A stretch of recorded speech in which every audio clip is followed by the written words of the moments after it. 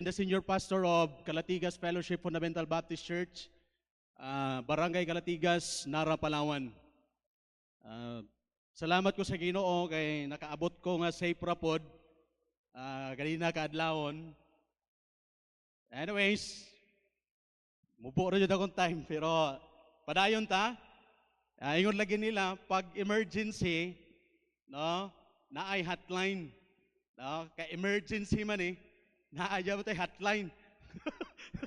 Wala tayo lae makuhaan Kay pulong man sa Ginoo pagsulti nga preach ka lisod man ibalibad kay mauman ang among trabaho as a pastor to preach God's word. So may I request everyone to please stand and open your Bibles with me in the book of Jeremiah chapter 33 verse 3. I know you know the passage, and later on we will study it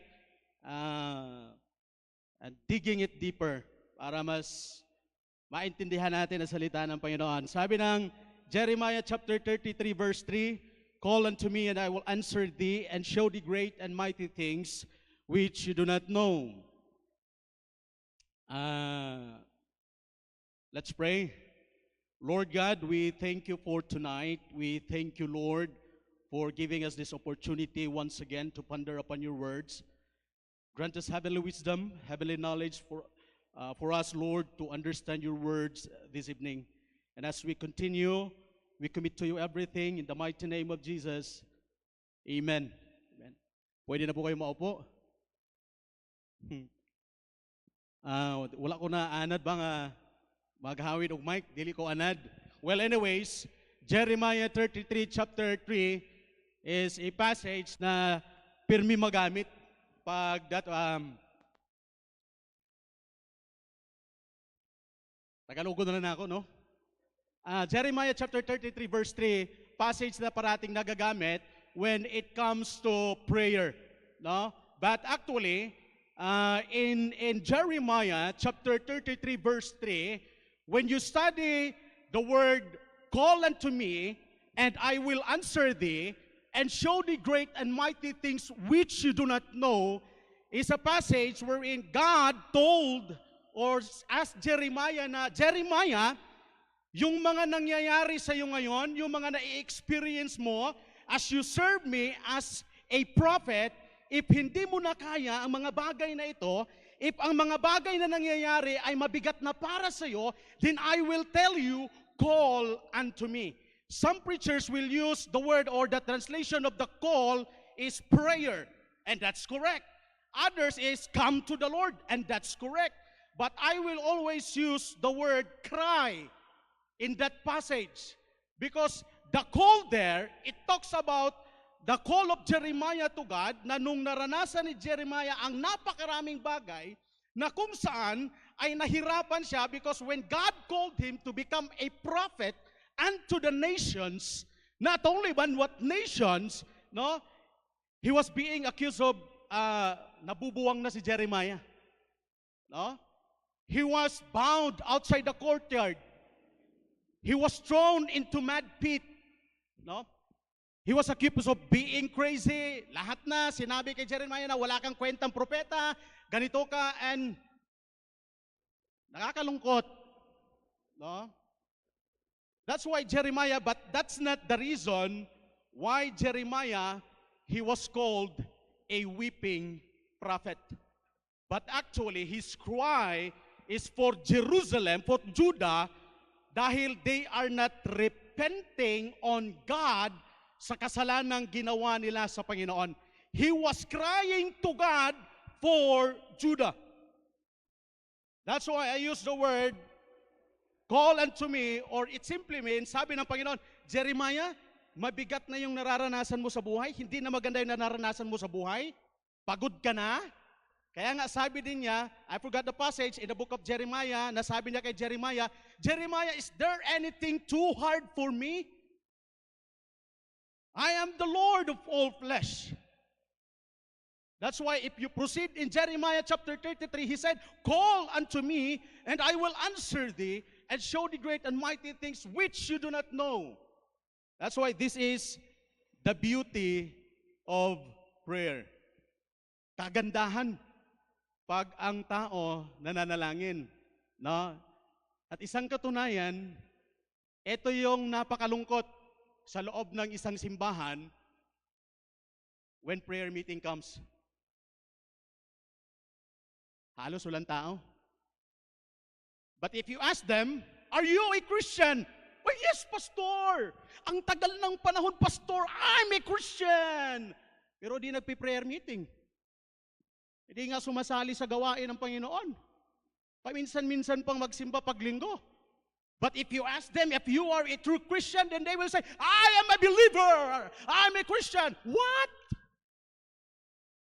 Napakalungkot. Because I believe if you have Christ in you, then it will become what? No? Yung pagkaroon ng Diyos natin sa buhay, yung pagsamba, yung pananalangin, yung pag-serve, yung pag-obey, yung i-enjoy mo yung Panginoon sa buhay mo is an outcome. It's an overflow of having the Lord Jesus Christ in life. Amen. Di ba? But that's the sad thing sometimes dahil hindi nangyayari. But you know what?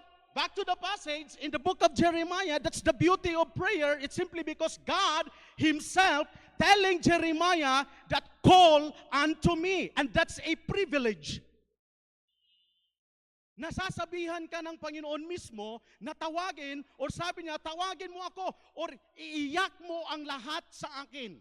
Lahat ng nararanasan mo sa buhay, lahat ng iyong mga kabigatan sa buhay, lahat ng problema mo sa buhay, then cry to me.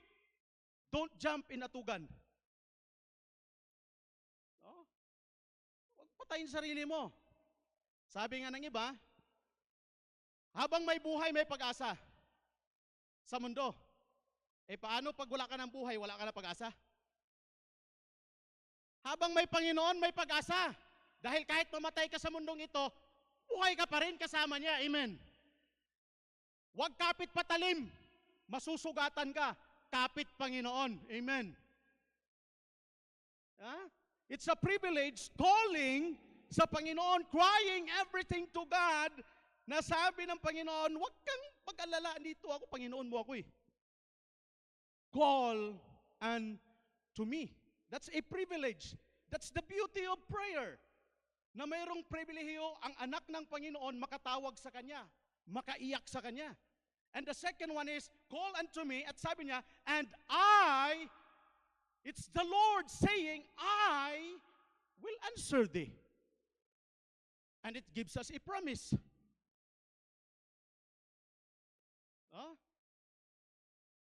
Mga kapatid sa Panginoon, that's the good thing.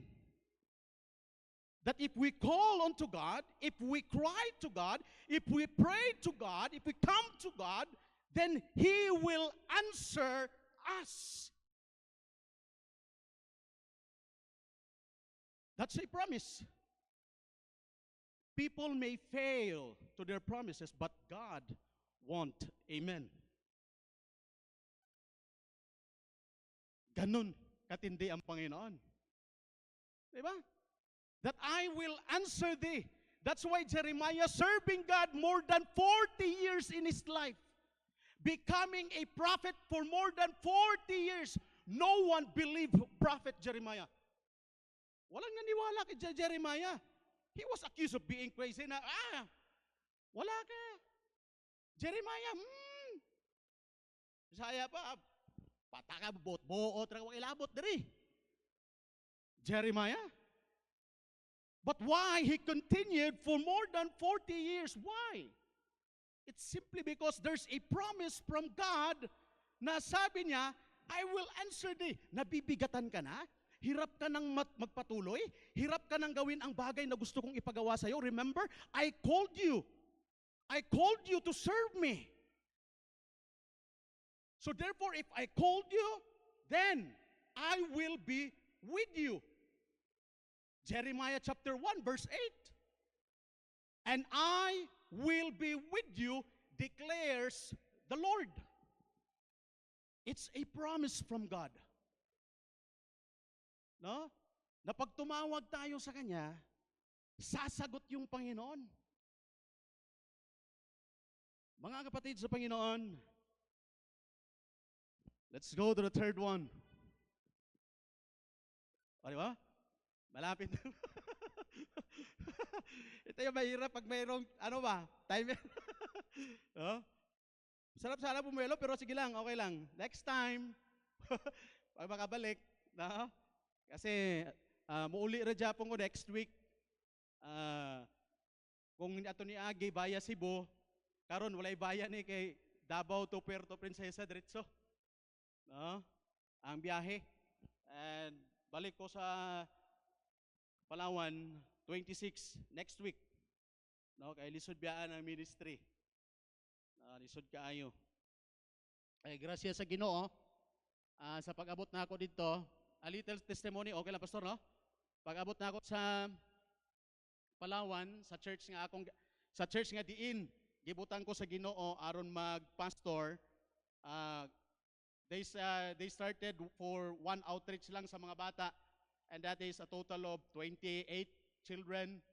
And gracias sa Ginoo, karon ipanalanginan ta sa Ginoo, naami 7 ka outreaches, and we have a total of 300 plus ka mga bata sa outreach. Kaniadto ako lang ang magtudlo sa 7 ka outreach. Ako mag-story, ako magpakanta, ako magpadula, ako mag-verse, ako magpa-craft, magpa-color, tanan ako. Pero grasya sa Ginoo karon nag-train ko og mga teachers, able. Grasya sa Ginoo tig overseer na lang ko. Di ba? Para ma-perform na ako ang trabaho jud sa pastor ba, as an overseer. I need to train them. No? And grasya po sa Ginoo, every year na ami mabautismuhan. No? Last time we baptized 6, last year we baptized 9, and last year we baptized 14. No? So I've been praying to God karon nga tuig na, Lord, mo ra gid ako ampo sa iya na ay mabaptize, na ay mashiran of gospel. Anyways, let's go to the third one, the beauty of prayer. The first one is it gives us a privilege that God said, call unto me. And the second one is it gives us a promise that He said, and I will answer thee. And the third one is it gives us a provision. Sabi ng Panginoon, and I will show thee great and mighty things which you do not know. Jeremiah, ang sa akin lang, sabi ng Panginoon, ang sa akin lang Jeremiah, eto lang. Gawin mo lang ang gusto ko, sumunod ka lang sa akin, then I promise you, no, na kahit anong mangyari sa iyo, kahit anong sitwasyon ang darating sa buhay mo, I will be there. I will be there. Kaya patuloy lang. No? Huwag kang aayaw. Diba? Patuloy lang. Yes, in the eyes of the people, Jeremiah is a failure prophet. But in the eyes of the Lord, he was a successful prophet because he obeyed, he followed ang gusto ng Panginoon. Amen. Diba? Pangit naman siguro, no? Na, you know what, one of our responsibilities as a Christian is that we need to obey. Aside from that, we need to serve, we need to obey, we need to persevere, we need to follow, we need to do good. Kapatid sa Panginoon, let's make our prayer life not optional, but intentional for the Lord. Amen. Diba? Kasi sometimes, sabi ko nga sa mga taga-Kalatigas, sabi ko sa kanila, doon sa Palawan, hey, ilang minuto bahay mo, papunta simbahan. Ilang minuto? Walking distance? Ilang minuto?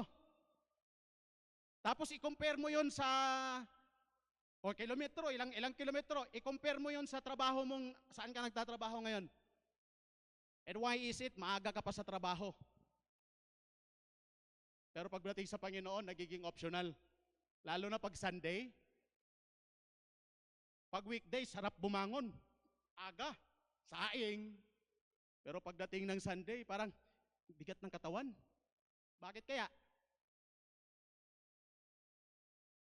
So anyways, no, hindi natin alam.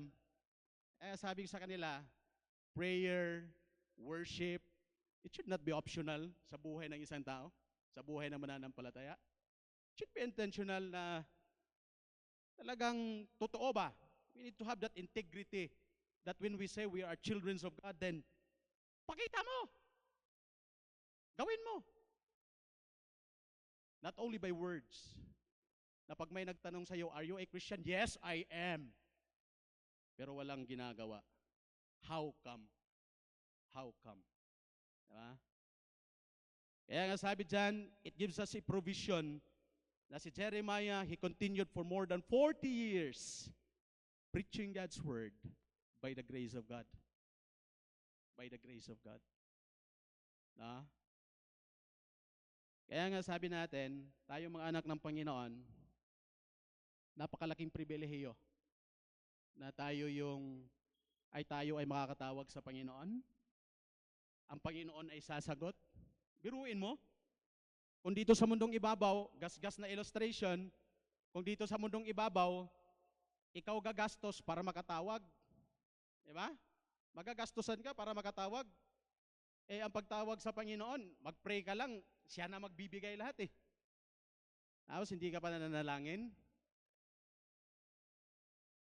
Ha? Eh, sabi natin, dapat isabuhay. No? Isabuhay natin yung tinatawag na prayer. Di ba? Isabuhay natin yan. Eh, sabi dito, ulitin ko, salamat sa buhay ni Jeremiah, mga kapatid, that dumating sa punto sa buhay niyang nanghina na siya. Dumating sa puntong parang ayaw na siya. Dumating sa puntong nahirapan na siya. Dumating sa puntong parang sabi niya, parang wala nang saysay para ipagpatuloy pa. Pero sabi ng Panginoon, hey Jeremiah, call unto me, and I will answer you. And I will show you great and mighty things which you do not know. That's the beauty of prayer. It gives us privilege, it gives us a promise, and it gives us provision. Amen. Let's bow down our heads and let's pray. Lord God, we thank you for tonight and for all those things. To God be the glory in Jesus' name. Amen.